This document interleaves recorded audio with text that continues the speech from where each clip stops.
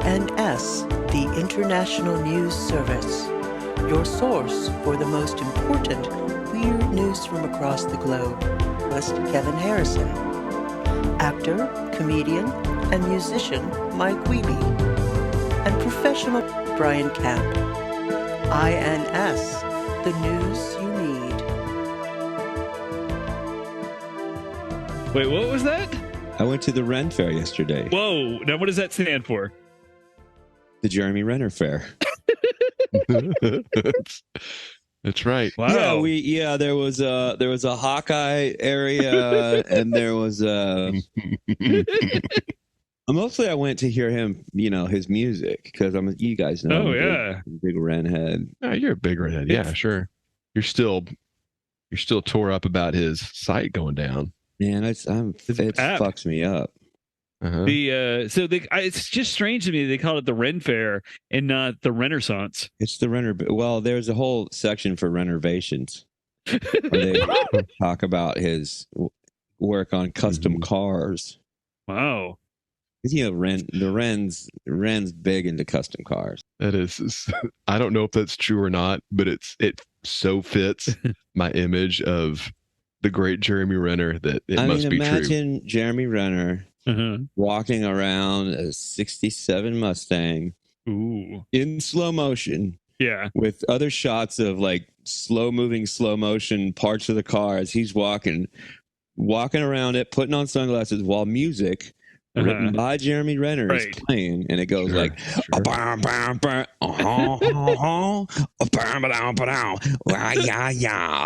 and then you just like slow motion Jeremy Renner driving on the highway with shades on. He's got a $7,000 jacket on that just kind of looks like a regular leather jacket. But for some reason it was $7,000. Are there lots of shots of him like closing the hood and wiping his hands, but his hands they're real clean. Like he's really clean, but he's just lots of closing the hood. Yeah. As though something just happened. Stick to Jeremy Renner. He tosses his little towel that he wiped his hands off with in slow motion. Oh. Burm, burm, burm. Ha, ha, ha, ha. A lot of that kind of stuff. Wow. I like that Jeremy Renner and ZZ Top are in the same genre. Yeah, it's very similar. But after the Renner Fair, I went to the Renaissance Fair. Which I've never been to. It's my first time to ever. Now, where was this? Go in Austin, Texas, at Sherwood Forest, I think it's called. Sherwood Forest. Out on 290. Yeah. Man, it was big. It was huge. Were there sausages on a stick? There were sausages on sticks. There were all turkey legs, all manner of uncooked meats, of poorly cooked culinary delights. Like what? Give us some examples. There's a lot of public nudity. Not nudity. Oh, okay. Not nudity. Just like I saw a lot more flesh than I'm accustomed to seeing on a Sunday afternoon.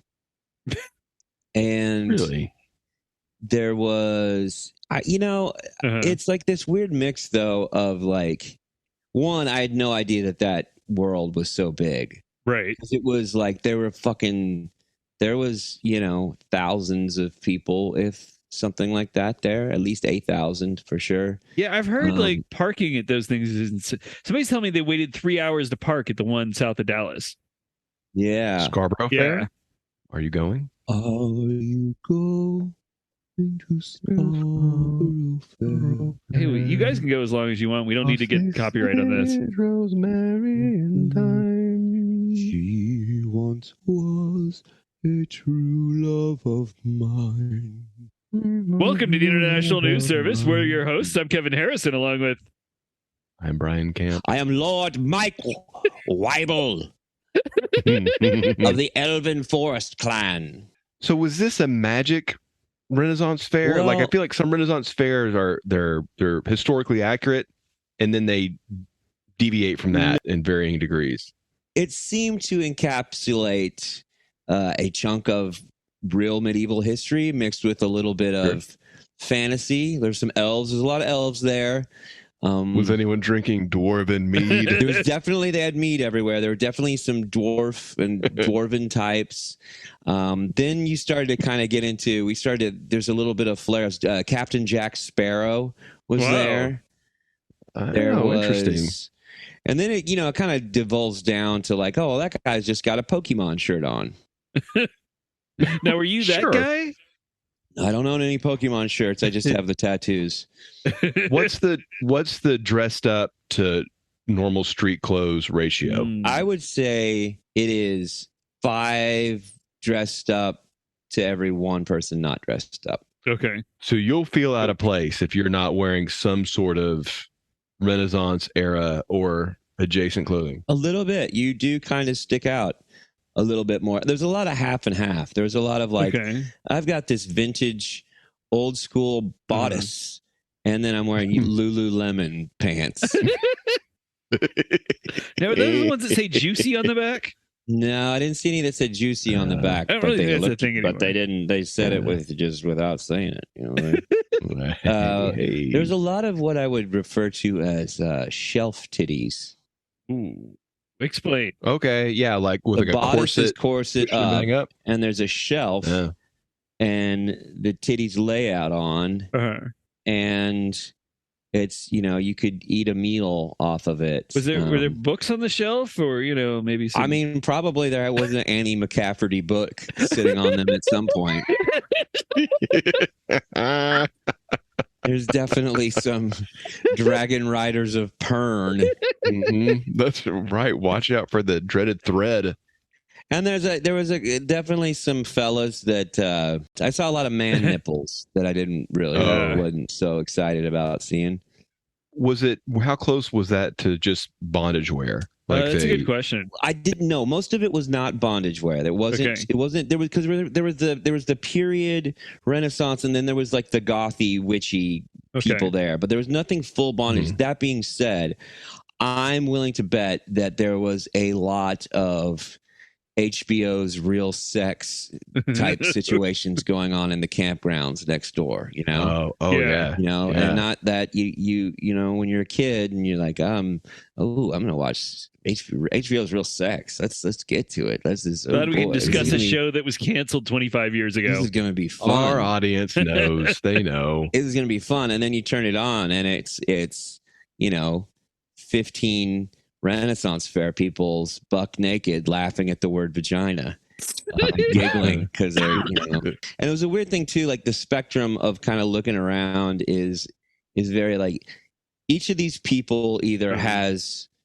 hard drugs on them, has like Molly, like they've got they're on Molly, they've got some ecstasy, they have some heroin somewhere, or some maybe not heroin, not as quite as dark as that, but what's the hardest drug you can do without going completely into darkness? Ooh, right, Trank is a new thing. Yeah, maybe like ketamine, and they're on it, and they have it, and they're going to be on it later, and they're sharing it, and they can get anything they want at any time, or the next person has never even so much as smoked a cigarette, has never even like had a soda with caffeine in it. And the funny thing is, like, normally those in any other world or any other situation, those people are very obvious. You walk into a room and you're like, oh, that's the guy you can get drugs from. Oh, that's the guy that won't watch an R-rated movie. And here, those people are side by side, and you can't tell them apart because the society is so different from regular society. They kind of blend together. Okay. Before we move on, I just want to make sure we all agree that the age of piracy and privateers was post-Renaissance. Yes. So, so the Jack Sparrow person was out of costume. I felt that way. Now, listen, I wore a traditional Shaolin monk's outfit. It was correct for the time period, I'm sure. Time period correct. It's just a different continent. My backstory for my character was that hand out sheets. Yeah, I had. It was part of a magical, mystical journey that I ended up there and trained with the Shaolin for a while, and then it made it back to Sherwood Forest in order to free my brethren with my, and I freak everybody out because they're all doing swords, regular ass sword combat. I'm doing fucking kick flips and fucking.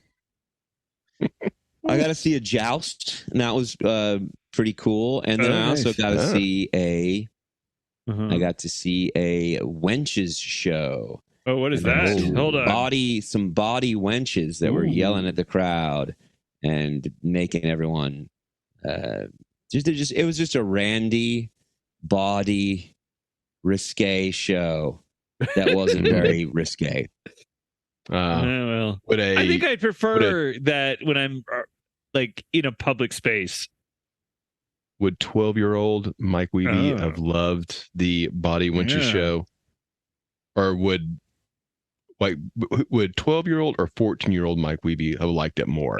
I think that says a lot about what the show was. I think maybe 12-year-old would have liked it more. It wasn't sexy. The wenches were real gross looking, but they're just making fun of people. There was one thing. There was a guy that would stick his head through a hole, and you could throw tomatoes at him. But he would roast you while you're doing it, and he said some really fucking cruel, mean things to people, and it was hilarious. It was really hilarious. Were you that man? No, I didn't want to throw tomatoes. I can't even touch those things. I'm allergic. Oh, God damn it. Stop it. I had to get actually really far away from that, just in case. I bet you did. I'm surprised you could even hear it. That must have been awful for you. What a scary day that was at the Renaissance Fair. Well, I mean, that and the looming specter of death that came by. It was actually just a guy in a skeleton outfit, but there was what else was there? I went and had it was a choice between an old-fashioned Viking-made traditional mead or what they call a whited claw. Mango flavor. So I had the whited claw, the whited mango claw. Wow. Imported from the New World. Yes, also yes, indeed. Renaissance. I do wonder, like, definitely there was a lot of, I think there was a lot of weird fucking that went on somewhere after the fact. Oh, sure. But I wonder, like, how much, because it was a chunk of change by the end of the whole thing. And especially with drinks and stuff, like, I do wonder how much money you can make. It was those things, and Avery, because Avery went too, and your comedy partner, my comedy partner Avery, and my wife went, and she was who's not your comedy partner. Because I think we've probably all made fun of those people a little bit here and there. Maybe more than a little. As I was walking around in there, I realized, like, there, but for the grace of God go I. Yeah. Oh yeah. Well, they're just having fun. They are just having fun. It is like I don't think we've ever cruelly made fun of anyone. Like I've maybe poked fun at them, and also, but fully realizing, like, I'm only a couple shades away from this, right. In a different direction. You were there because you like all that stuff. I mean, that's but that being said, I've never been before. So, but I don't know. Maybe it's just on your third time. You're like, well, now I need to own some chainmail. You'd be a fool not to invest at that point. Exactly. So, this week, we have a news story, a bonus story for our Patreon listeners. And Mike has a news story for us and Get to Know Your podcast. What the fuck? That's a lot happening. Damn. It is. On top of an update from the Renaissance Fair? I know. This is the listeners are in for a treat. Action packed. So our first story comes to us from La Libre, which is a Belgian newspaper. No, that's Spanish. Well, does it mean the people? I think it means the paper, doesn't it? I don't know. I don't speak Belgish. That's Spanish. Libre is Spanish. It's a constellation, right? Are you a Libre? No, I'm a Virgo. Thank you for getting back to the international listener. I feel like we've abandoned the good people of we've never had a Belgian story before, I don't think. Are you sure? I thought there was I'm sure we've talked about the mussels from Brussels.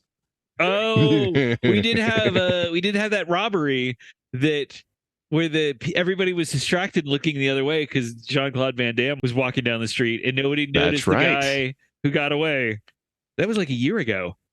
the greatest jewelry heist of all time in the modern era. Yeah. Second only to Murph the Surf. What? Mm-hmm. So earlier this month, residents of a house on a Brussels street were awoken at 5 a.m. to a game of Monopoly being played loudly on the sidewalk in front of their house. The players were 3 men and a woman. It's not clear who the thimble piece or the car were, but it was speculated that the players were all drunk. Hey, Kevin. Yes. Were the men all 6 foot tall and full of muscles? No, they weren't. The father of the family who lived in the house then confronted the Monopoly players and asked them to leave. Things got heated, and that's when the family's son appeared, wielding a sheathed samurai sword. A fight broke out, and the players tried to grab one of the players tried to grab the samurai sword, and that's when the sheath broke. Now, it's not clear what happened next, but police arrived and called for an ambulance for the player who grabbed the sheath and the son. They were both arrested. The son is apparently in critical condition after severing one of his arteries. The player, however, was released after a hearing. Apparently, area residents reported seeing bloodstains and Monopoly money scattered around the area when they got up later that morning.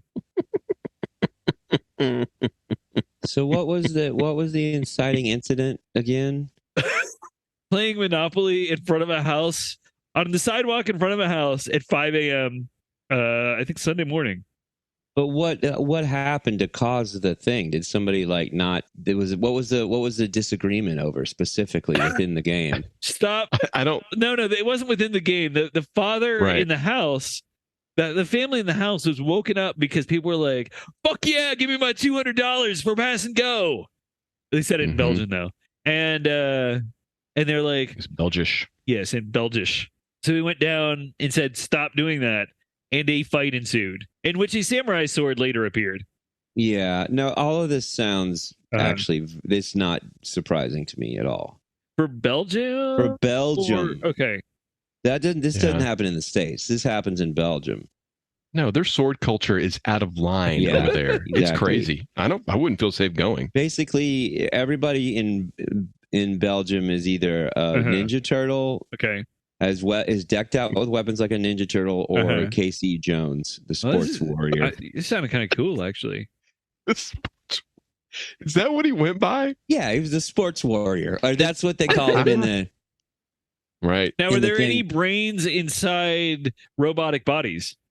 Maybe Krang might have been involved for sure. Yeah. Can I tell you guys a true story about Belgium and how why this rings familiar? And I wish Mark Ryan was here. He's not here because Mark could verify it. Okay. Mm-hmm.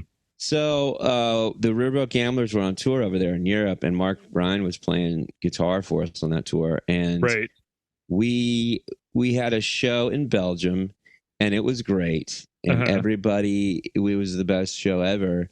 And I know everybody in the whole crowd got laid. Because I know this because the weird door guy got laid. And I know that the weird door guy got laid because he did it a couple feet from me. Oh, you talked about that. We told this story before? Yeah, we told this story oh God, it must have been, I don't know, maybe 6 months ago? Well, quick recap. Okay. Belgian guy comes into our room and Mark Ryan's asleep in there. And the rest of the band's asleep. And I just see... I see the whole thing from the ass end. Yeah. I look straight up and I see just P's going in V's and matted wet hair. P's going in V's.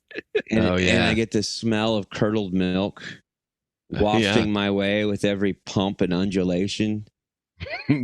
Those cheeks have been closed for a long time. Yeah. And I said, hey, and the next thing you know, I'm screaming at a fucking naked Belgian man in my room. As one does. So yeah, you can listen to Mike's full story. I don't know, it's about 6 months back. But also, I believe it was memorialized in a Riverboat Gambler song. Wasn't it? Oh, I thought it was. Apparently it wasn't. That's my knowledge. All right.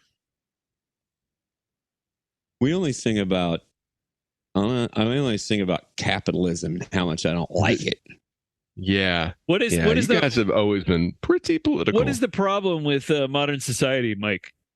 Late stage capitalism. Let's just take a moment of silence for that to soak into the listeners' minds. Yeah. They've all been blown. Yeah. Well, I mean, yeah, a lot of. Sometimes you'll hear somebody go like, "I don't like capitalism" or whatever, and they're just parroting something they've overheard before. But when I say late stage capitalism, that I mean business. Damn. That I've done my homework, right. And that I know what I'm talking about. So, it is interesting that we're talking about Monopoly. You bring that up. Oh, sure. Now, what board game would you play? It's 5 a.m. and you're just like, you're out in the streets and you're like, I need a fucking board game right now. What game would you guys play? In order to wake somebody up or just to play? Just because you need to play right now.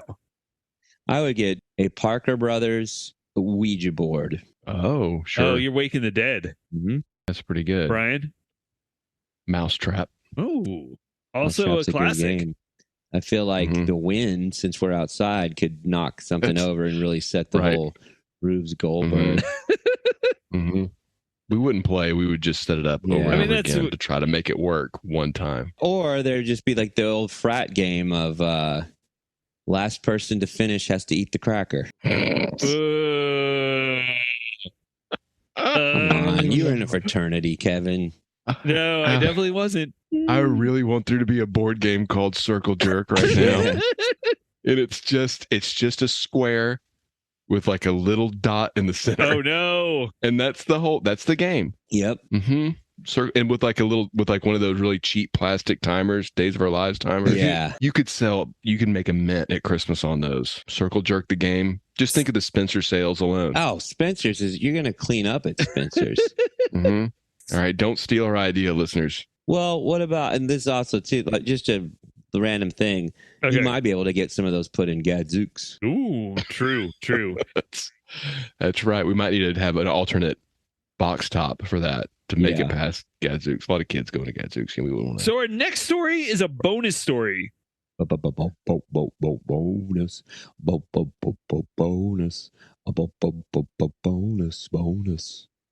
So if you want to listen to this, go.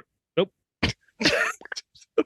Did you do like a Cosby show? It was like Bobby McFerrin. It was like at the end of a Seinfeld bass line. Oh. That's good. That's good. It's a real treat for the listener. If you want to listen to this, go to our Patreon and subscribe at least the $3 level. Get on level. The Patreon. $1 level.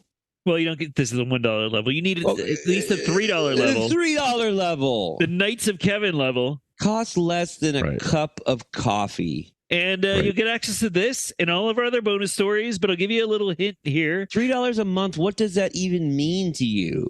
Well, this... Think of all the causes you've donated money to that are never going to go the way you want ever. Yeah. All that environmental stuff. It's a good idea. I'm not saying you're wrong. Yeah, it just doesn't matter. At least put it somewhere where it'll make a difference. And you'll make a difference. More people will hear this podcast. You will enjoy this podcast. Our Patreon is the only way Brian's child is ever getting into college.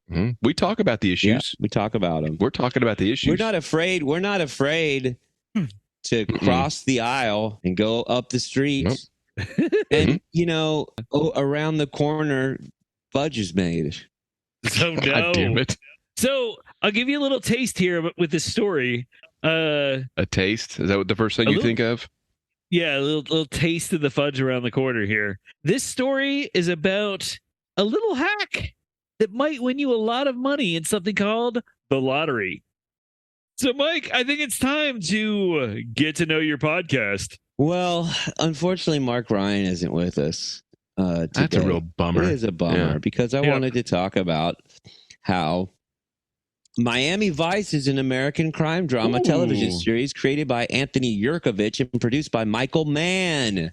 For NBC, the series stars Don Johnson as James Sonny Crockett and Philip Michael Thomas as Ricardo Rico Tubbs, two Metro-Dade Police Department detectives working undercover in Miami. The series ran for 5 seasons on NBC from 84 to 89. The USA Network began airing reruns in 88 and then broadcast a previously unaired episode during its syndication run of the series on January 25th, 1990. Wow. Unlike standard police procedurals, the show drew heavily upon 1980s new wave culture and is noted for its integration of contemporary pop and rock music and stylish or stylized visuals. Cut that, visuals. I'll edit this one. Yeah. People magazine states that Miami Vice was the first show to really look new and different since color TV was invented. Wow. And then Michael Mann obviously did a movie of it in 2006 that I tried to rewatch recently and wasn't that great. Okay. Really? That was with Colin Farrell? Is that right? Yeah, it was just real slow. Like, there were good things about it, but... Yeah, who played Tubbs? It was really, really slow. Jamie Foxx. Okay, that's what I thought. But who was great in it. I had a good time, though. We were talking about Vegas earlier. One time I was stuck in Vegas for like a week. And so I was going to the movies every day a lot. I went and saw Miami Vice in the theater in Vegas. I don't know why it matters. It's in Vegas. It really doesn't, other than I was remembering it was a weird time. But I saw it like in the afternoon, and there was these loud ladies that were sitting like in front of me that made the movie like so much better. They were really loud and talkative. And at one point, like Crockett and Tubbs are sitting there with Nick talking to this drug dealer, and the drug dealer looks at Crockett and goes, "I like you. I feel like I can trust you." Then he looks at the other guy and goes at Tubbs, and he goes, "But you, I do not like. I do not feel like I can trust you. I do not like the look of you." And the lady in front goes, "I think they both look pretty good." Woo! And they just started hooting and hollering, and it was fantastic. Miami Vice. I was more thinking about this show because Mark Ryan has sort of gotten me very amped on watching reruns of the TV show on Tubi. Sponsor of the podcast, Tubi. Oh yeah, Tubi. Have you been rewatching? I have been. We've never had a sponsor. Well, Tubi started. Yeah. I've been rewatching it, and I really didn't watch too much Miami Vice when it originally aired.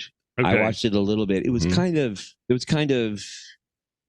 it started. What did I say? It started in 1984. You were in elementary school, yeah. So some of it was a little bit over my head.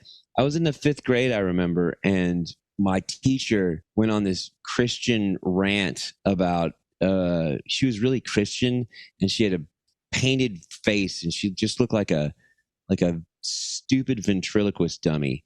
And she oh God, just so much makeup and just that phony Christian smile, that just, I'm happy all the time. And she's coping with a failure of a life. Yes, exactly. Yeah. I mean, yeah, she's a school teacher. But she's matching wits with 9-year-old Mike Wiebe and sometimes losing. Yeah, that's a bad start. Yeah. So she says about how the satanic agenda is winning because Miami Vice is on TV, and how Miami Vice is making everything in the world worse, and how the TV show Miami Vice, with all its glorification of sex and drugs and violence, is bringing down the fabric that is this great country. And that's a stupid thing to be talking about in front of a bunch of 5th graders. That's fucking ridiculous. And I knew that. And then I went home, and keep in mind, I've been casually watching Miami Vice for, a couple years now. Even though I wasn't that into it, I wasn't not into it because it was too violent or it freaked me out. It was because it was kind of slow and kind of boring. And most of it was just kind of them walking around and talking and stuff. There really weren't that many gunfights. lot of faraway looks. A lot of faraway looks. A lot of staring out into the middle distance, the Atlantic Ocean. Under the neon glow. So I brought this up to my mom. Uh-huh. So this is how fucking stupid Miss Hildebrand is. I didn't say fucking, but I said this is how stupid Miss Hildebrand is. Oh, this is you talking to your mom. Talking to my mom. Okay. It says, which one of us is your mom? No one needs to do that. Okay. Anyway, go ahead. I'm sorry. I said she says that Miami Vice is bringing down the fabric of the coat that is the American people, and that it's Satan or something. And then my mom, who at the time wasn't too fond of having her own opinion about anything, was just like, well, she's right, and you're not allowed to watch it. And I was like, man. I was like, I've watched it in the room with you before. And she was like, well, I know you haven't. I don't know. I can't remember how she got out of that. I was like, I don't think you have or whatever. Like, no, we've watched it. It's not bad. It's on TV. It's on regular TV. Right. It's on, I didn't know how to describe network TV. I wasn't as advanced in show business as I am now when I was in the 5th grade. Right. This was before the Wharton films. You had made a Jack Wharton movie. Yeah, there was no Jack Wharton. I mean, admittedly, Miami Vice is a big influence on the Jack Wharton series. Oh, sure. At least the clothing. For sure. Oh, for sure. Yeah. Yeah. Oh, yeah. And the soundtrack. Very clear. And then it was like this thing of, you're not watching Miami Vice, are you? And like, I didn't want to until that point. Yeah. I got a question. Do you think, was your mom reacting to her just adopting someone else's opinion? Yes. Or do you think she was concerned about the idea of an adult having an opinion that if she didn't agree with would reflect poorly on her? You see what I'm getting at? Was it more like, oh, I shouldn't be letting my son do this? Yes, it was a little bit of both. It was probably the latter, I think. Okay. It was definitely like it was that thing of like that trend happened a million times of like things I would do or like listen to or watch or engage with publicly in front all the time. Right. And if one moment of attention would have been paid to those things, were they truly like a thing that I should not have been doing that was warping my young brain or destroying the fabric that is that great piece of pantalones, those trousers that make up the American way. It'd be a thing that I'd suddenly, she'd hear something at church and they'd come through and go like, hey, it turns out this whole time that, all that Dungeons and Dragons your kids have been playing is actually killing all, you're probably gonna that's probably bad. I'm like, well, you've been in the room while I've been doing it, and literally going like, throw the axe at the dragon. Like how It's not a good move, by the way. Yeah, it's not, unless your axe is have +5 on dragon killing. Ooh, well, there you go. Some sort of Vorpal axe, perhaps. Yeah, possibly. That's right. A magic axe where you couldn't make out the Elvish that read of returning until the first time it came back. No. Ooh. And somebody had to prove that was always the plan and not just made up for. Anyway. Miami Vice. I'm sorry that you went through that. But Mark had got us watching the show. And the Little Miss Dangerous episode. The Little Miss Dangerous episode. It is such a weird. Well, hold on. Before I get to this, tell me your childhood experiences with Miami Vice and how it affected and tore apart your families. Oh, I have a good story about this. So I think like I watched it, like it was on, and in my head, I imagined that I liked it, but I remember so little of the episodes that I think I mostly played with toys while it was on in the background, and I waited for shootouts. But one time I visited my father's parents, my grandparents on my father's side for the weekend, and they're like, what do you do on Friday nights? Like, Miami Vice. So we all sat and watched Miami Vice, and my grandmother was horrified by it and asked me really, really aggressively, like, are these the shows you like to watch? and I didn't have an answer for her. I went to bed. Oh man, that's rough. But they were the shows I like to watch. What about you, Brian? Did you watch it at all? No, and I upon reflection, I think it was mostly my parents appreciating the fact that I wouldn't like it because there wasn't much. I think I remember my older brother had a TV and we'd watch Carson and stuff later on at night. Yeah. If we were up, and I don't think, and maybe it was that classic out of sight, out of mind, so nobody said anything. But yeah, I would never, it was never something I wanted to watch. So Yeah. didn't hit me at the right age. Yeah. I mean, I think if we would have been 3 years older, it would have been voraciously consumed. But it is weird too, because watching that and remembering there was some sort of an outcry of like, how can TV get this deplorable? I mean, I realize a lot of things have changed since 1985 about what we show on network TV, but like nothing really happens in it. I mean, I guess some gunfights, some very silly, phony looking gunfights.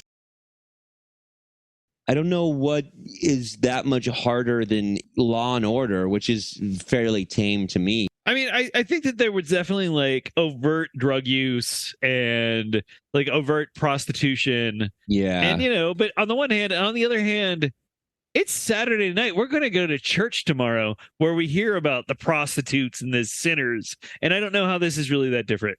Was there anything in the show that you couldn't have seen on Hawaii Five-0 just a couple decades earlier? That's the question. I don't think so. I don't really know that there was. The good guys are still good guys, and maybe sometimes some of them get killed, but there wasn't any like ambiguity about the good guys being good guys. Right. I mean, Hill Street Blues probably had more conflict and difficult like situations with who the good guys are than Miami Vice. Yeah, I would think so, but you never heard anybody get upset about Hill Street Blues. But Hill Street Blues also was on later. Like it wasn't. Let's be careful out there. It was harder to be like, oh, the kids are up at 10, when Hill Street Blues is on. Well, they showed Sipowitz's butt in NYPD Blue. Well, I remember that. That's when I stayed up late for that. That's why I didn't. That's when I started tuning in. Ever since I saw Die Hard 2, I was obsessed with seeing that man's bare buttocks.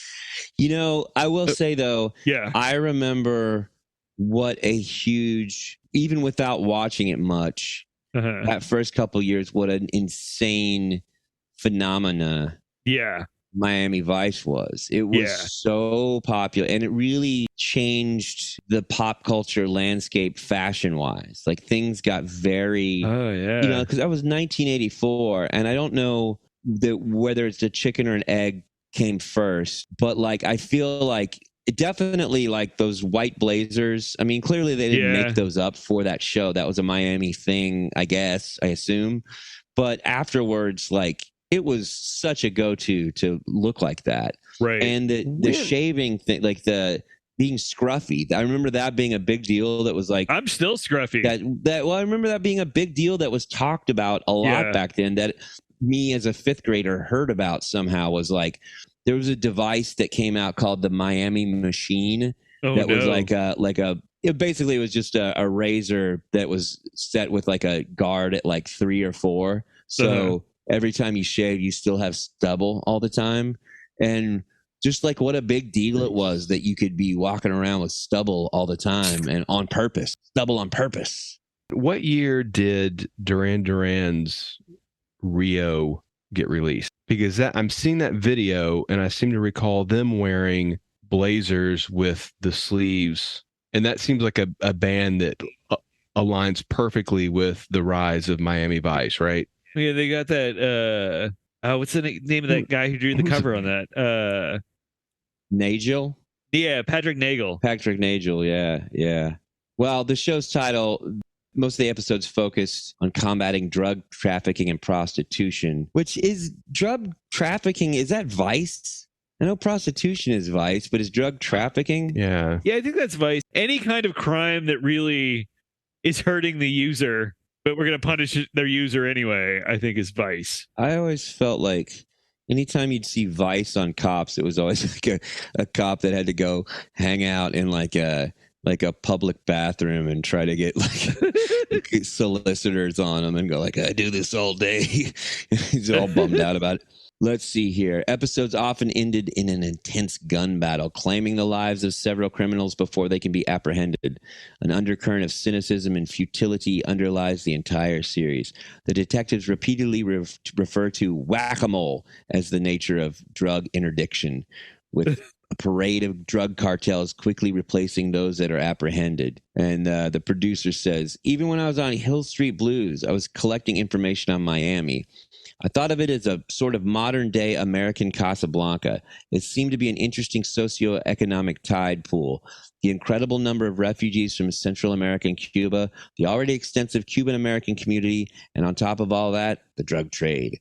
There is a simple, fascinating amount of service industries that revolve around the drug trade. Money laundering, bail bondsmen, attorneys who service drug smugglers. Miami has sort of become the Barbary Coast of free enterprise gone berserk.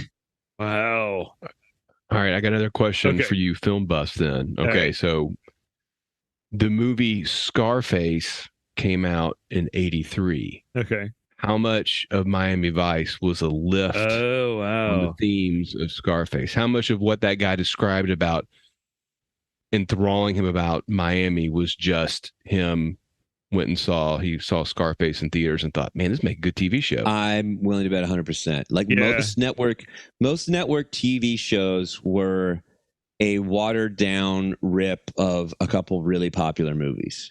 Yeah. Well, we talked about it with the Lars Renaissance, right? Yeah, totally. Originally, they were going to cast Nick Nolte and Jeff Bridges. Oh, that'd be good. Or Mickey Rourke was considered for a role. Larry Wilcox from Chips, who would have been absolutely awful. Yeah. Absolutely awful in that role. His life took a turn, didn't it? Didn't something happen to him? I feel like. I don't know. I think post Chips, he just faded away. I mean, I like to think he just went to whatever cornfield he came out of. He never, he just never rose the heights of Eric Estrada post Chips.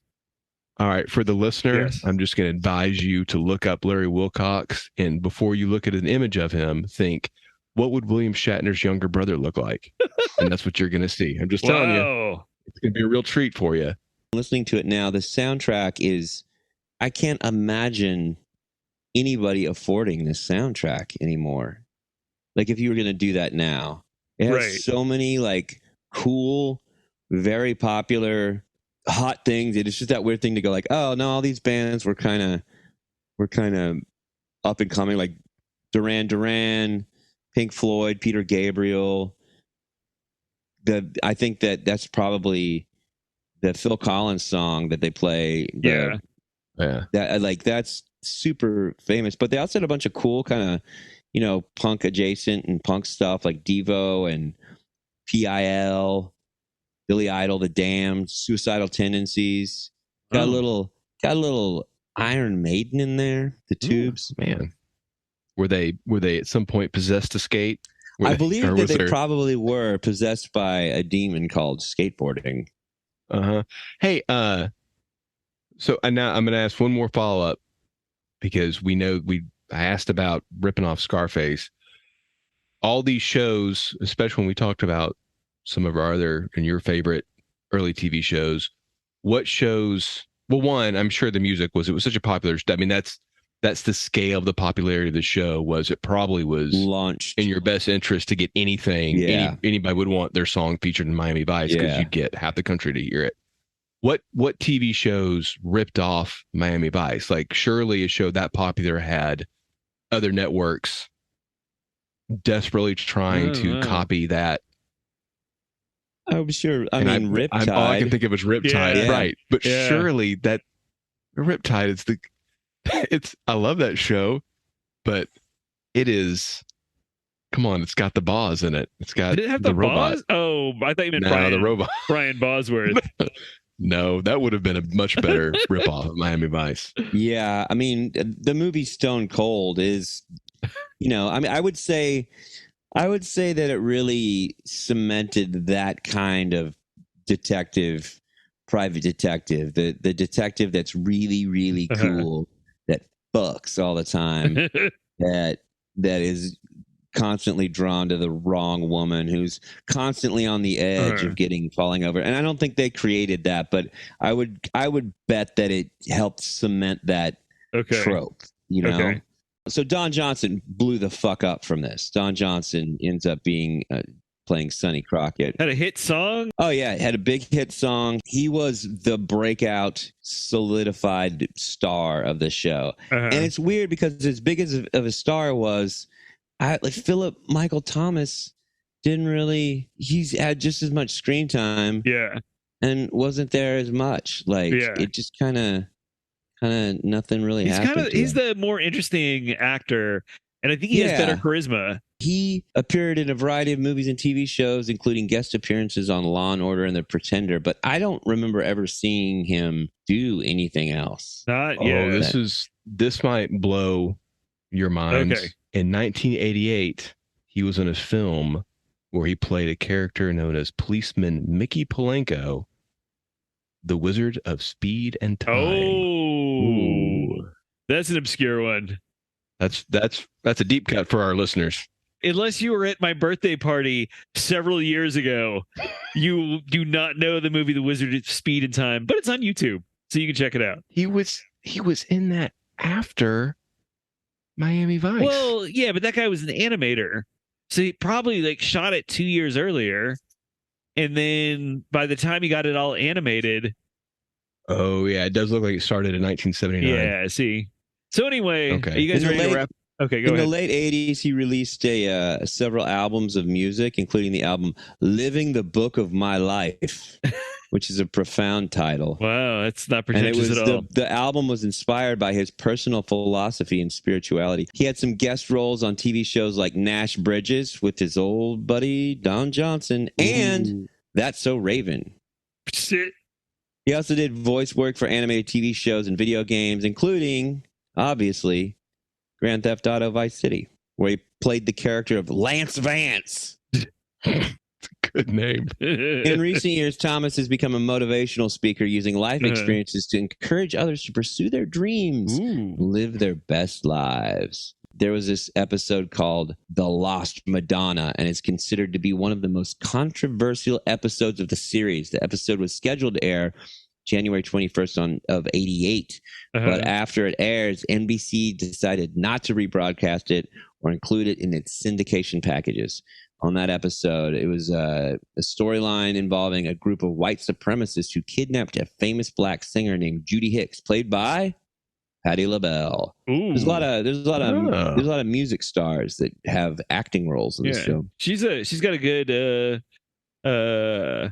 macaroni and cheese recipe. I use it a lot. Yeah. What? Yeah, for events and stuff. Like, what are you going to bring? And I bring my macaroni and cheese, my Patti LaBelle macaroni and cheese. I change a couple things up, and people just can't stop raving. How is she in the shelf titty department? A+. Well, I'm glad you've reduced a storied American musician's career to her chest. That's really great. Well, in this episode, you're both, you know what? You're both very mature. They threaten to kill her unless she renounces her support for a political candidate who was favored by the black community. The episode was considered controversial at the time because it depicted graphic violence and racial tension. According to reports, NBC received numerous complaints from the viewers who found the episode offensive and disturbing. As a result, the network decided not to air it again, and it was subsequently pulled from circulation.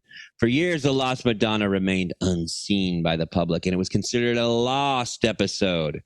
However, in 2010, the episode was released on DVD as part of the complete series box set and has been available for fans to watch ever since. Oh. Here's a little Sonny Crockett story. Okay. Don Johnson's character, Sonny Crockett, was supposed to jump out from a hotel balcony into a swimming pool. However, Johnson refused to perform the stunt as he was afraid of heights. Can you believe it? What a fucking pussy. In order to salvage the scene, the show's director, John Nicolella, Nicolella, I said it right, came up with a creative situation. He had a body double jump from the balcony into the pool while wearing a jacket identical to the one Johnson's character was wearing. Wow. Which is exactly what having a stunt double is supposed to do.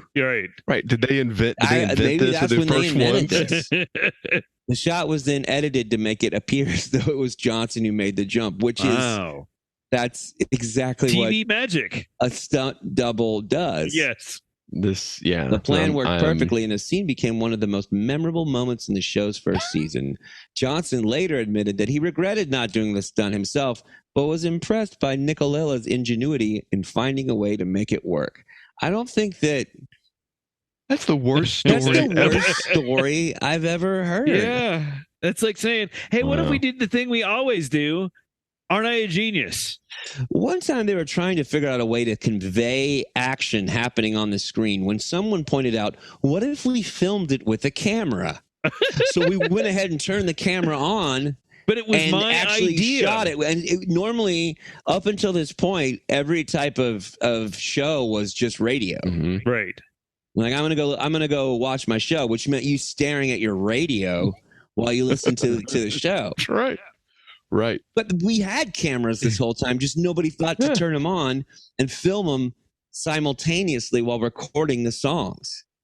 Someone finally utilized the screen. What a great day in the history of TV film stuff. We've been on this for 75 minutes. Are we close to? Yeah, we're done.